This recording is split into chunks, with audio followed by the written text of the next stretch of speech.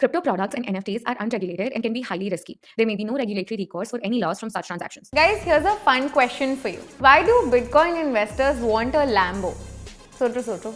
A few moments later. Well, because they know that Ferrari is owned by Fiat. Samjhe?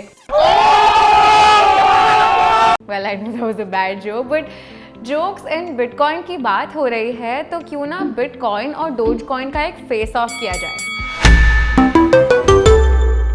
Hello hi नमस्ते, this is रिया यादव और चलिए शुरू करते हैं आज का वीडियो। डोजकॉइन नाम तो आपने पढ़ा ही होगा। वेल, ढेर सारे मीम्स में डोजकॉइन एक जोक की तरह स्टार्ट हुआ था, पर बहुत सारे एक्सपर्ट्स का ये मानना है कि ऑल्दो इसकी शुरुआत जोक की तरह हुई थी, पर इसको जोक की तरह ट्रीट करना नहीं चाहिए। One's genesis should not define one's destiny. On that note, bitcoin के जेनेसिस के बारे में तो आपको पता ही होगा। अरे genesis it's a fancy term for mining the first block of the blockchain, और कुछ भी नहीं है। जस्ट अ साइड नोट, ये वाली वीडियो देख लेना यार, इसमें हमने डिटेल में बिटकॉइन के बारे में सब बात किया है। बिटकॉइन को सातोशी नाकामोटो, जिनकी आइडेंटिटी अभी भी एक मिस्ट्री है, उन्होंने 2008 में डेवलप किया था। 2009 में इसका पहला ब्लॉक माइन किया गया। बिटकॉइन को ट्रेडिशनल मॉनेटरी सिस्टम में एग्जिस्टिंग इश्यूज को सॉल्व करने के लिए लेके आया गया। बिटकॉइन से पहले भी बहुत सारे अटेम्प्ट्स किए गए थे to develop digital cash, but it was one of the first successful attempts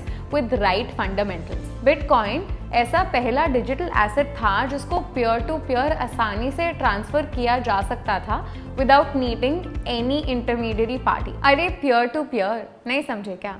ओहो, ये वाला पीयर नहीं, ये वाला पेयर। पेयर टू पेयर का मतलब आप बिना किसी थर्ड पार्टी या मिडलमैन के एक दूसरे को पैसे दे सकते हो। जैसे अगर आप मेरे को कैश देते हो तो आपका कैश डायरेक्टली मेरे पास आ जाएगा बिना किसी थर्ड पार्टी के। तो ये हुआ पेयर टू पेयर। पर वहीं अगर आप सेम कैश मेरे को वाया एक डिजिटल पेमेंट ऐप के थ्रू ट्रांसफर करते हो तो बीच में वो digital app as a third party काम कर रही है, जो ट्रांजैक्शन करने के लिए हेल्प करती है और उसमें चार्ज लेती है। समझे? अब आगे बढ़ते हैं। बिटकॉइन के आने से डबल स्पेंडिंग प्रॉब्लम भी रिजॉल्व हो गई थी। वहीं dogecoin on the other hand was born completely out of a joke. Billy Markus and Jackson Palmer ने मजे में क्रिप्टो एसेट बनाया, जो जब क्रिप्टो की दुनिया में ढेर सारे स्पेकुलेशन साथ लेके आया। जहां पे बिटकॉइन दुनिया का पहला क्रिप्टो कॉइन था, वहीं डोजकॉइन दुनिया का पहला मीम कॉइन था। ऑल्दो बिटकॉइन को लॉन्च 2008 में किया गया था, पर इसको फेमस होने में काफी टाइम लग गया। इट वाज नॉट बिफोर 2013 और 2014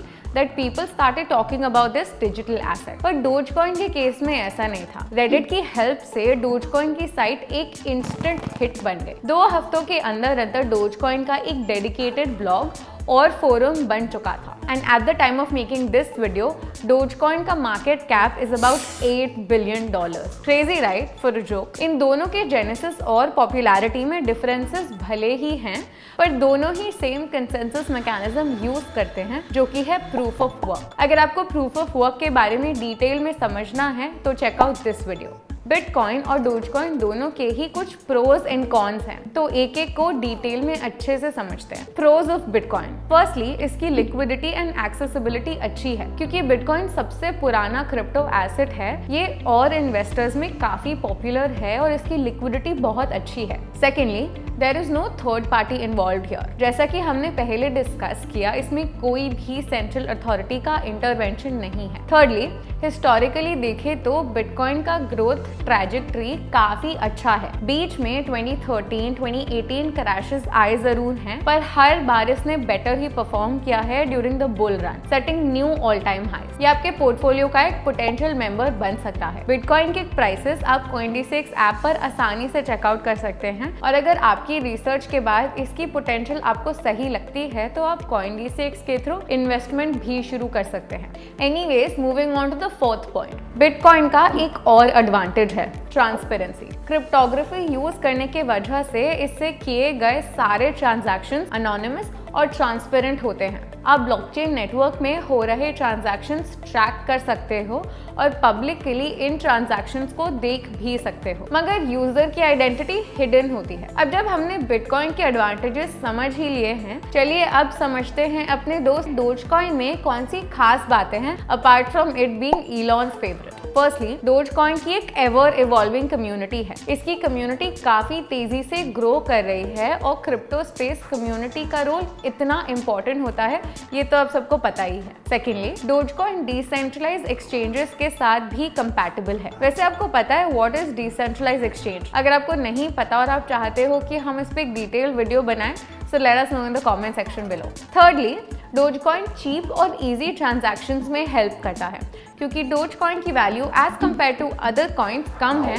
this comes in handy for cheap transactions. इससे पहले कि हम बिटकॉइन और डोजकॉइन के कॉन्स को डिस्कस करें, जल्दी से सब्सक्राइब बटन दबा दो अगर आपने अभी तक ऐसा नहीं किया है, और अगर आपको इन्फॉर्मेटिव क्रिप्टो कंटेंट रेगुलरली अपने फीड में चाहिए तो बेल आइकन भी प्रेस कर देना यार, और नेक्स्ट टाइम जब भी हमारा कोई भी वीडियो आएगा तो आपको सबसे पहले पता चलेगा। Moving on, cons of bitcoin are firstly volatility, क्योंकि बिटकॉइन एक क्रिप्टो एसेट है जिसका मार्केट फेयरली नया है as compare to other investment assets. इसका वॉलेटाइल होना नेचुरल है। हाउएवर, आप इस वॉलेटिलिटी को बीट कर सकते हो विद CoinDCX's क्रिप्टो SIP। इस फीचर की हेल्प से आप मंथली क्रिप्टो इन्वेस्टमेंट्स कर सकते हो without needing to time the market always. तो जाओ जल्दी से इसको चेकआउट करो। Second, regulation. क्रिप्टो के अराउंड रेगुलेशंस इतने नहीं हैं जितने दूसरे इन्वेस्टमेंट मार्केट्स में हैं। ये इसीलिए क्योंकि एक नया सेक्टर है। हाउएवर, क्रिप्टो रेगुलेशंस के बारे में government across the globe discuss कर रहे हैं।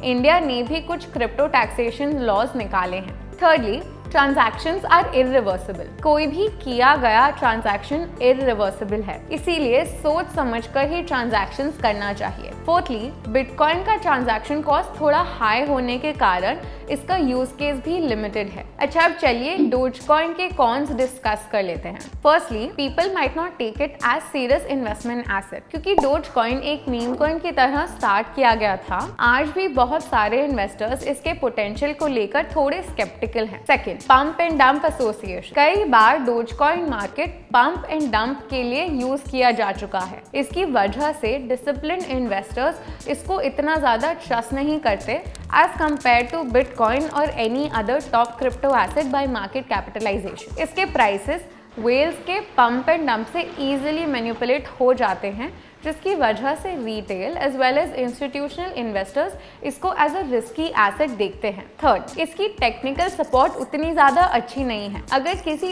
एसेट का टेक्निकल सपोर्ट अच्छा ना हो, इन्वेस्टर्स जनरली उसके साथ डील करने से हेजिटेट करते हैं, क्योंकि टेक्निकल इश्यूज के time there is no one to help out the investors. पर मेन क्वेश्चन है कि क्या आप बिटकॉइन या डोजकॉइन में इन्वेस्ट करना चाहते हो? वेल, ये तो आपका ही डिसीजन होगा after you have read everything about them. हमने जो फैक्टर्स इस वीडियो में डिस्कस किए हैं वो डेफिनेटली आपको एक बेटर डिसीजन लेने में हेल्प करेंगे। इस वीडियो के अलावा भी इन दोनों ही एसेट्स के वाइट पेपर्स पढ़ने चाहिए, इनके यूज केसेस के बारे में थोड़ी सी रिसर्च करनी चाहिए और इनके कम्युनिटीज के बारे में भी समझना चाहिए। ये सारे फैक्टर्स आपको एक बेटर डिसीजन लेने में हेल्प करेंगे। अगर आपको ये वीडियो इन्फॉर्मेटिव लगा तो यार वो लाइक बटन दबा दो और क्रिप्टो सर्कल में शेयर करो ये video. Be that crypto bro we all want. बस जाते जाते रिमाइंडर ये है कि ये वीडियो कोई भी फाइनेंशियल एडवाइस नहीं है और सिर्फ आपको एजुकेट करने के लिए बनाई गई है। किसी भी एसेट में इन्वेस्ट करने से पहले अपनी रिसर्च जरूर करें।